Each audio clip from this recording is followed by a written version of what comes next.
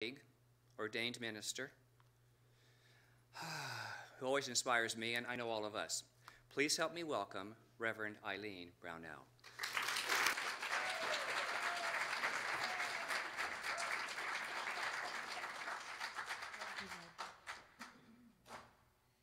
As I walked in this morning, somebody looked at me and they said, "Where's your props? Where's your costume?"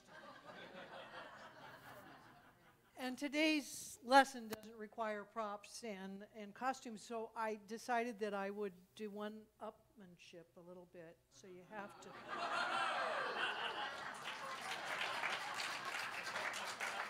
I wore my pride socks today. And when I asked Michael, I said, do people know, and can I ask real quick to turn those lights out? They really always get me in the eyes. I said, do people know why we have Pride Month in America and now all over the world? And he said, no. And I said, shall I tell the story? And he said, sure. So we're going to deviate from the lesson just a minute. In 1969, in New York City, Judy Garland laid in state in New York City. Now, if you know anything about gay pride, Judy Garland was a major icon in the gay men's community. They absolutely adored her and loved her. And so many of the drag queens literally went down in full drag and stood in line for 3 to 6 hours to pay their respects for Judy Garland.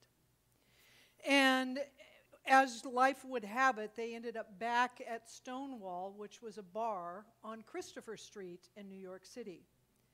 And what transpired was New York police would often go into the bars and they would harass them and beat them. And it was a law at that time that men could not wear women's clothing and women could not wear men's clothing. And so they would go in and arrest them and put their pictures in the newspaper for everyone to see. Well, this Friday night, the police came into Stonewall to start to harass the drag queens and the gay men and women that were in that bar. And they said, enough is enough. And for 3 days, they fought back. And New York City never ever from that point on arrested or harassed the gays and lesbians in New York City. And the next year, in 1970, what transpired out of that was a small group put together a parade in honor of the beginning of gay pride. And that's why now all over the world, in the month of June, because it was the last weekend in June, that we celebrate gay pride in America, and it's gone everywhere. So there's your little lesson about the LGBT community today. So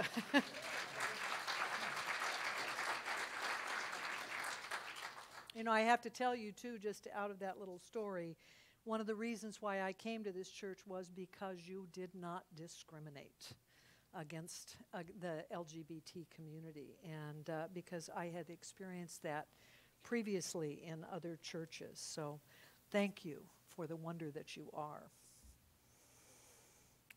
In the book of Awakening by Mark Nepo, he tells the story of a friend who made the decision on Friday night that he was going to paint the inside of his house the next day.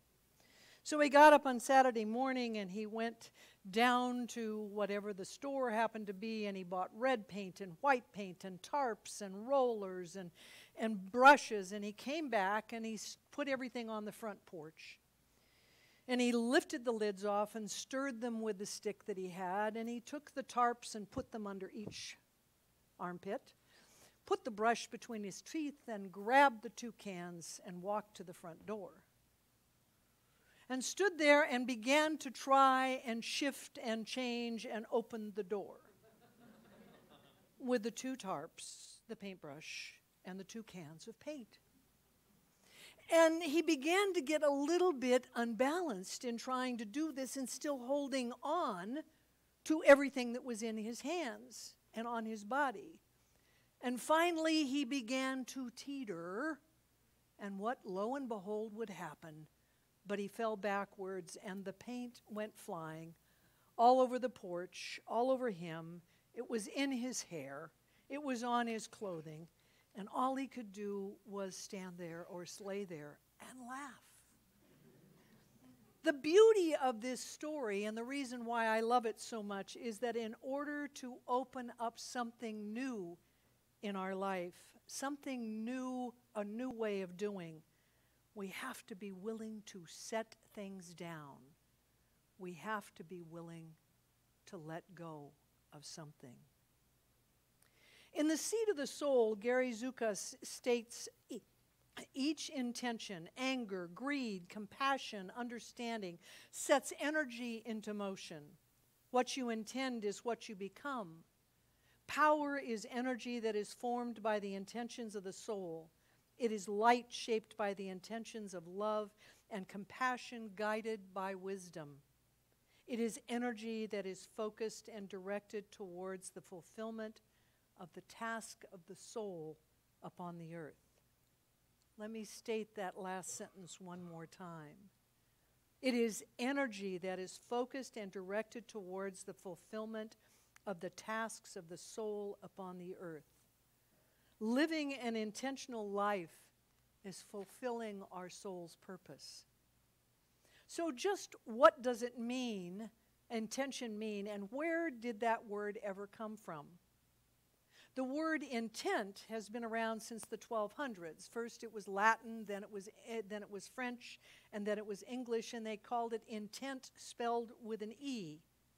And it was also from the Latin word intentus, which meant attention.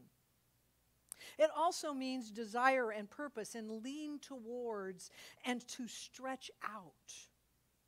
Intention came along about the 1380s from the word intent and was known as intention, spelled again with an E, which meant feeling and purpose and aim and effort.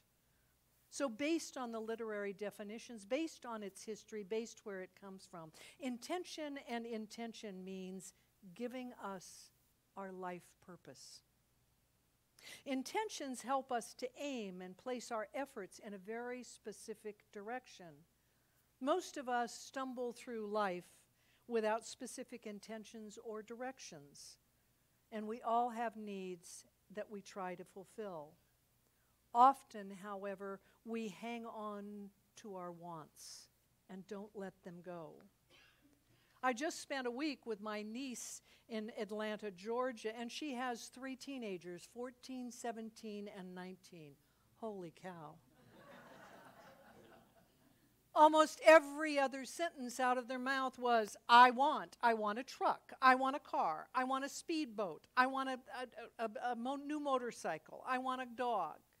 The list goes on and was endless. I don't remember growing up with that many wants. Our intentions must come from a place of contentment, not from need or want. So often when a major change occurs in our life, we are not content, and so our intentions may become a way of getting ourselves out of an unlikable position. In Luke 5:37-38, we know that Jesus told the parable of the old wineskins. No man pours new wine into old skins, else the new wine will rend the skins, and the wine will run out, and the skins will be ruined. But they pour new wine into new skins, and both are well preserved. About 9 years ago, I went to Israel, and I began to understand the real meaning behind this parable while I was there, because I learned that the fermentation process that transpires within wine occurs with an expansion and a movement. It's not like pouring water into a glass that just sits there, but rather wine expands and contracts as it ferments. Old wineskins are hard. They're hardened by the previous wine that was in them. And when you pour new wine into them, the fermentation process wants to move, it wants to grow, it wants to go. And yet because the old wineskin is formed, it doesn't allow that to happen. And so the wineskin cracks and it breaks and they lose the wine. That's what happens when we keep trying to do things the same old way. We begin to break down just like the wineskins. When change happens in our life, we often want to just just keep plodding through the way we always have. I'm sure you've all met somebody who divorced a wife or a husband, and 6 months later they were dating somebody that was exactly the same as who they just divorced. We want the challenges and the pain that came with whatever it was to just go away. And when something like divorce or a job loss, death, or a major illness happens to us, we want to just keep moving along. We want it to go back to the way it was. Note the word want. And yet, if we can see change as an opportunity for new understanding, a deeper faith emerges within all of us. When our life shifts, when it changes, no matter what the cause, we tend to re-examine who we are and how we live. In order to begin a new life, we must be willing to put the paint cans down so we can open the door to what is waiting beyond to unfold within our life. We must move to that place of acceptance so that we can get to that place of contentment within our life. James Taylor once said, "We could never have guessed we were already blessed where we are." We get so overloaded with the pain, we can't see the blessings that are right there in front of us. There was a woman who found a sea sponge that was hidden away in a cupboard, and it was kind of all folded up and dried and sitting there and compressed. And so she lived close to the ocean and she knew that that sponge held a special message for her that she was seeking to find.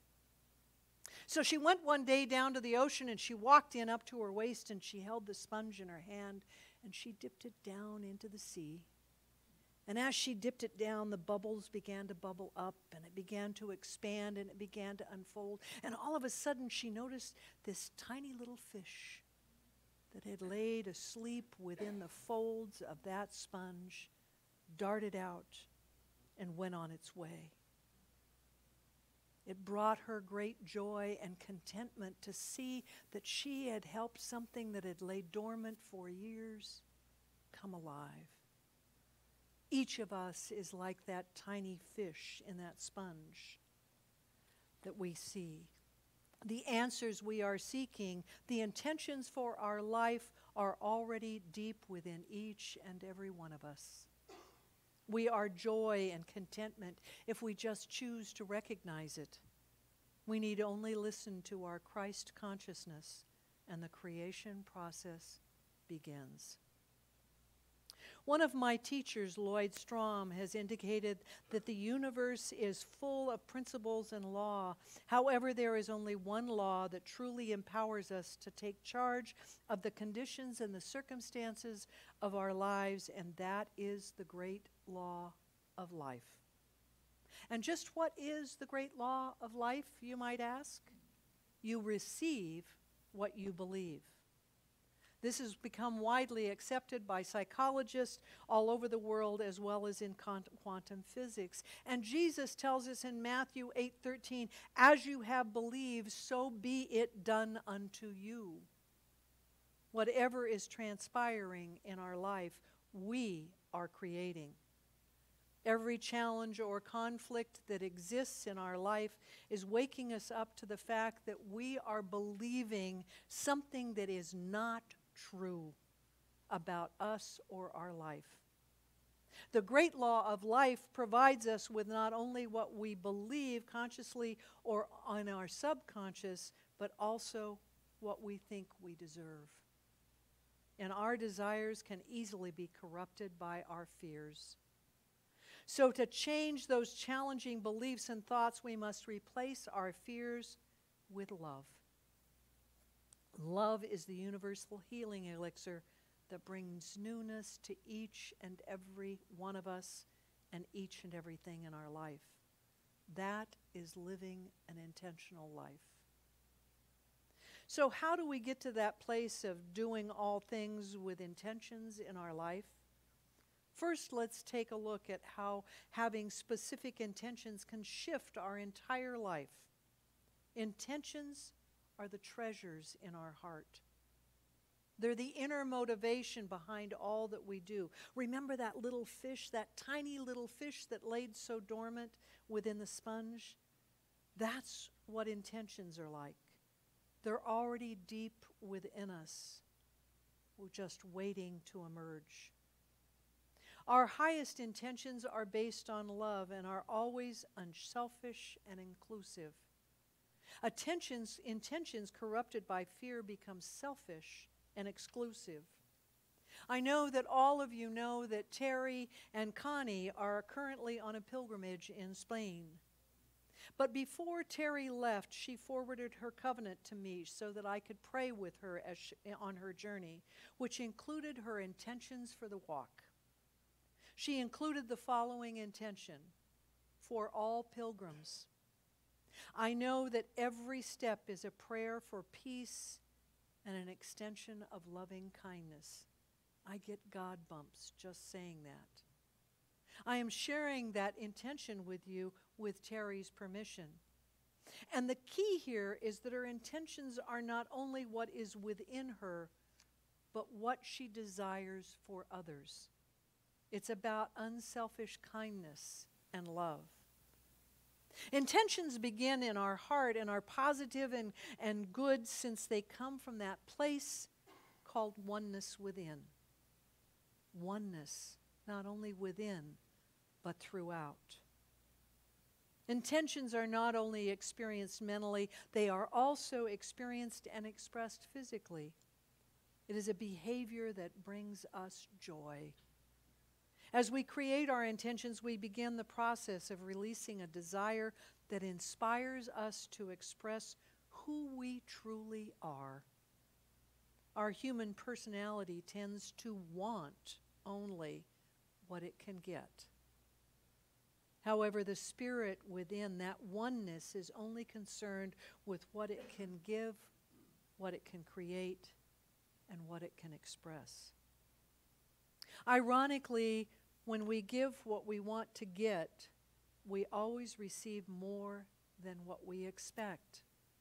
On the other hand, when we only seek to get something, we never receive more than what we are seeking and tend to approach life with the fear of loss.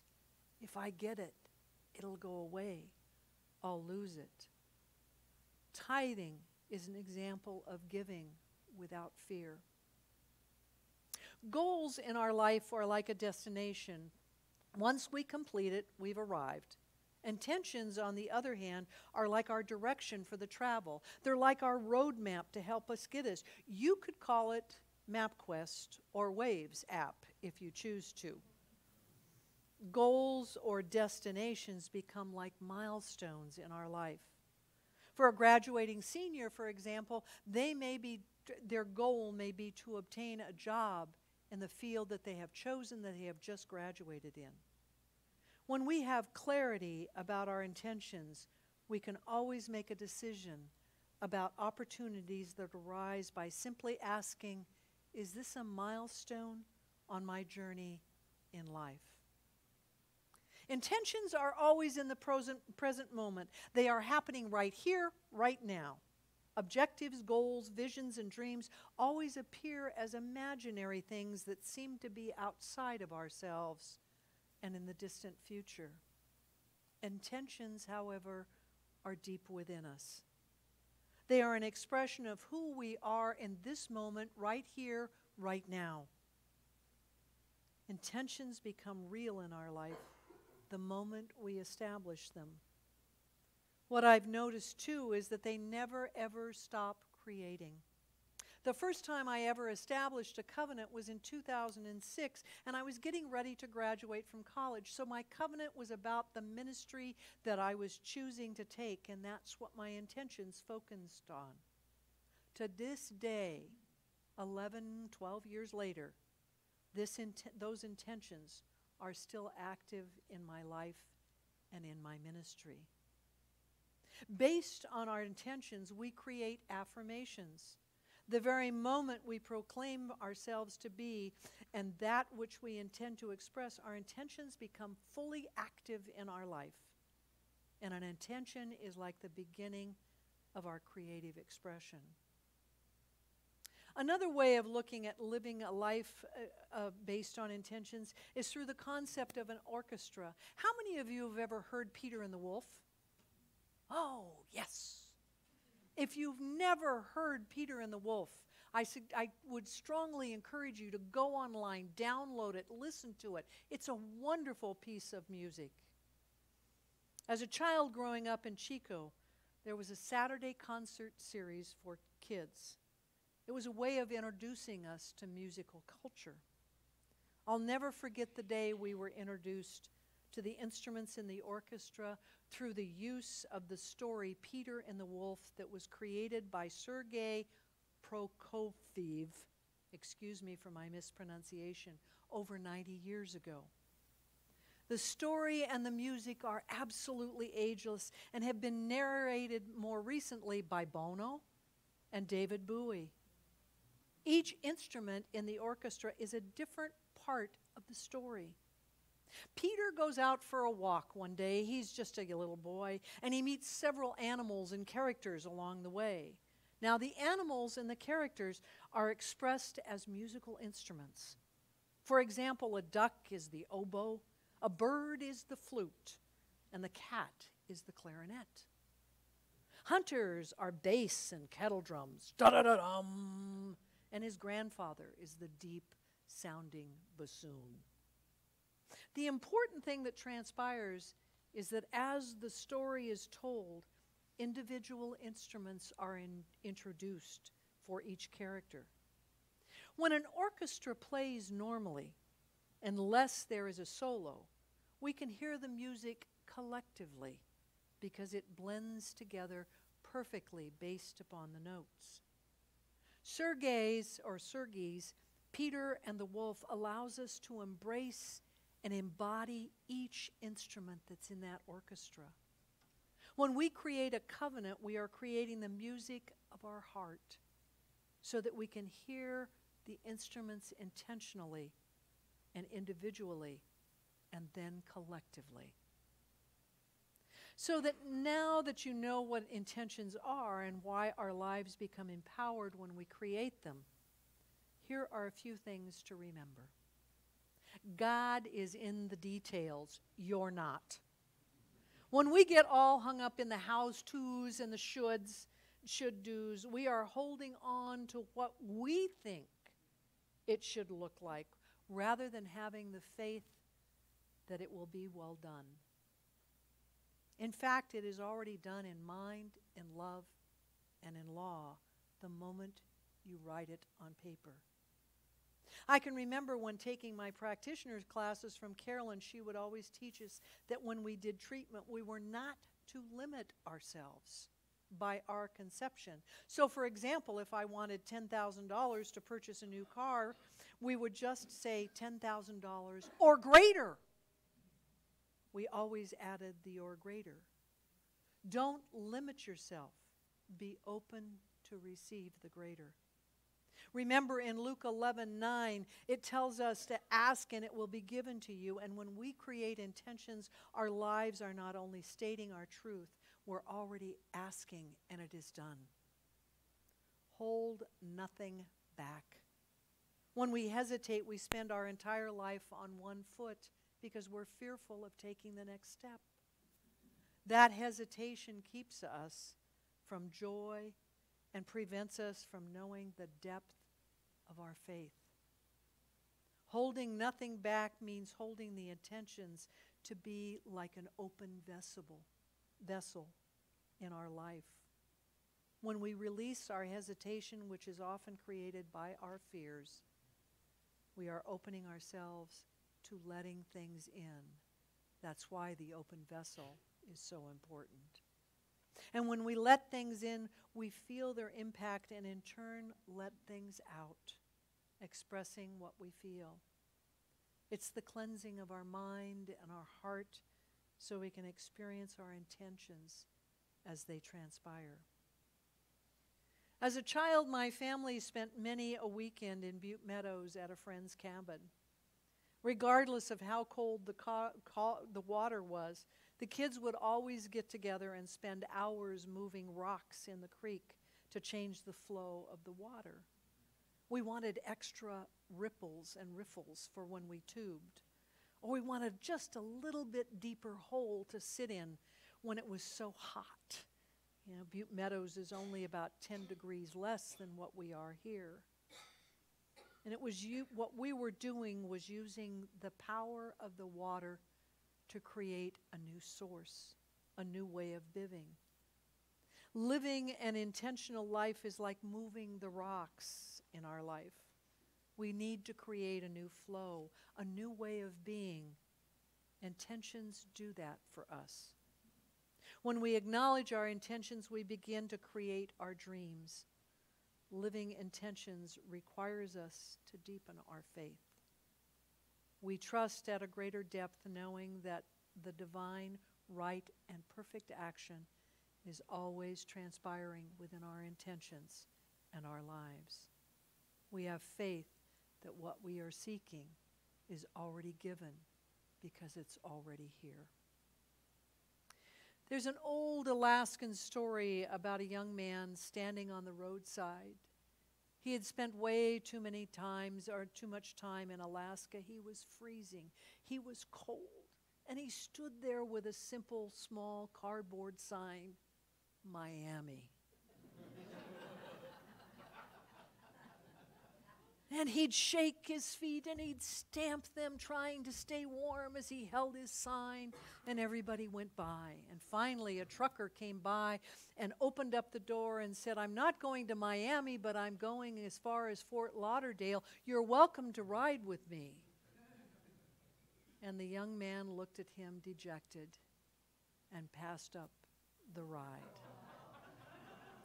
Why? Because he was looking for the perfect solution, the perfect way to get to his destination. Living an intentional life means we know there is more than one way to reach our destination. We're open to receive. We're the open vessel, and we have faith to believe that divine right action is already transpiring right here, right now. This is the truth in my life, and this is the truth in yours, and so it is.